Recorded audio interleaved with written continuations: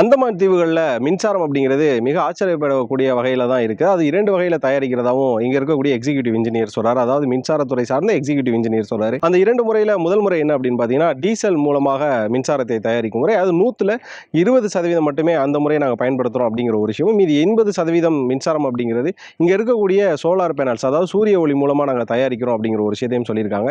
சூரிய ஒளி மூலமா மின்சாரம் தயாரிக்கிறது அப்படிங்கிறது மிக சவாலான ஒரு விஷயமா இருக்கு. அப்போ அது மூலமா நமக்கு பல சந்தேகங்களும் எழுது. அந்த சந்தேகங்களுக்கு ரொம்ப துல்லியமான பதில்களையும் அவர் கொடுக்கிறார். அந்த சந்தேகங்கள் என்ன அப்படின்னு பார்க்குறப்போ, சோலார் பேனல்ஸ் வைக்கிறதுக்கு அதிக அளவில் செலவாகும் அப்படின்ற பட்சத்துக்கு இங்க என்ன சொல்றாங்க அப்படின்னா, அதற்கான நிதியை மத்திய அரசு அதிக அளவில் ஒதுக்கி இருக்கு. அதுவும் 2வது விஷயம் என்ன அப்படின்னு பார்த்தீங்கன்னா, இங்க சோலார் பேனல்ஸ் வைக்கிறதுக்கு மக்களோட வீடுகளோ அல்லது ஒரு பொது இடங்கள்ல வைக்கப்படும் பொழுது அதற்கான அனுமதியோ நாங்கள் இருக்கக்கூடிய சோர்ஸோ என்ன மாதிரியான சப்போர்ட் கொடுக்குது அப்படின்னு கேட்குறோம். அதுக்கான பதில் என்னவா இருக்கு அப்படின்னு பார்த்தீங்கன்னா, இங்க இருக்கக்கூடிய மக்கள்கிட்ட மத்திய அரசே பேசுது. அதே நேரம் பார்த்தீங்கன்னா, அதிக இடங்கள்ல மத்திய அரசே அதுக்கான இடங்களை பார்த்து அலோகேட் பண்ணுது அப்படிங்கிற ஒரு விஷயத்தையும் சொல்லியிருக்காரு.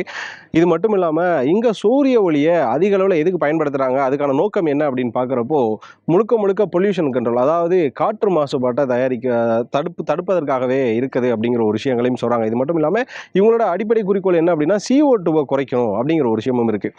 அந்தமான் வந்ததுலேருந்து அதிகப்படியான வாகனங்களை பார்த்தோம். எல்லாமே வெஹிக்கிள்ஸ், அதாவது மின்சார வாகனங்களா இருக்கு.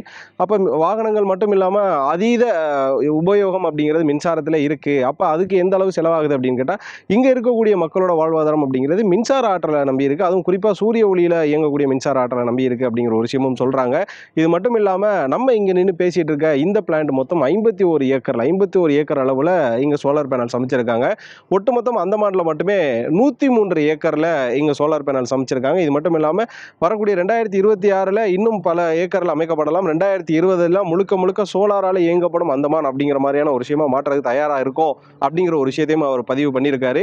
இதுல குறிப்பா சொல்ல போற விஷயம், டீசல்னால இங்க மின்சாரம் இயக்குறோம், அந்த மின்சாரத்துக்கு எவ்வளவு செலவாகும் அப்படின்னு நீங்க கேட்கலாம். ஆனா இங்க டீசல், கலால் வரி, இது மாதிரி மற்ற வரிகள் இல்லாம வெறும் 78 ரூபாய்க்கும் 70 ரூபாய்க்கும் கிடைக்கிற மாதிரியான வாய்ப்புகள் இருக்கிறதுனால இங்க அந்த மின்சாரம் உற்பத்திக்கான செலவுகள் ரொம்ப குறைவாகவும் இருக்கு. இது மட்டும் இல்லாமல் மிக முக்கியமான விஷயம் என்ன அப்படின்னு பார்த்தீங்கன்னா, இங்க காலநிலை மாற்றம் அப்படின்னு ஒன்று. அதிக அளவில் வெயில் இருக்கும்போது இங்க சூரிய ஒளி வெப்பத்தை அதிக அளவில் வெப்பம் இருக்கும்போது இங்கே சோலார் எனர்ஜி நம்மளால் எடுக்க முடியும். ஆனால் மழை பெய்யும் போது என்ன பண்ணுவோம் அப்படின்னு ஒரு கேள்வி இருக்குது. ஆனால் இங்கே என்ன சொல்கிறாங்கன்னா, சோலார் எனர்ஜி அப்படிங்கிறது வெயிலோ மழையோ அதை சார்ந்து கிடையாது, சூரியனில் இருக்கக்கூடிய ரேடியேஷனை பொறுத்து. ஸோ அந்த ரேடியேஷனை வச்சு எங்களால் மின்சாரம் உற்பத்தி செய்ய முடியும். அது மட்டும் இல்லாமல் நாங்கள் எடுக்கக்கூடிய கரண்ட்டை வச்சு இங்கே மழை பெய்யும் நாட்களும் காலநிலை மாறும் நாட்களும் எங்களால் பேக்கப் எடுத்துக்க முடியும். இது மட்டும் இல்லாமல் நாங்கள் அதனால தான் டீசல் பவரையும் இங்கே நம்பி இருக்கோம் அப்படிங்கிற ஒரு விஷயங்களும் சொல்லியிருக்காங்க.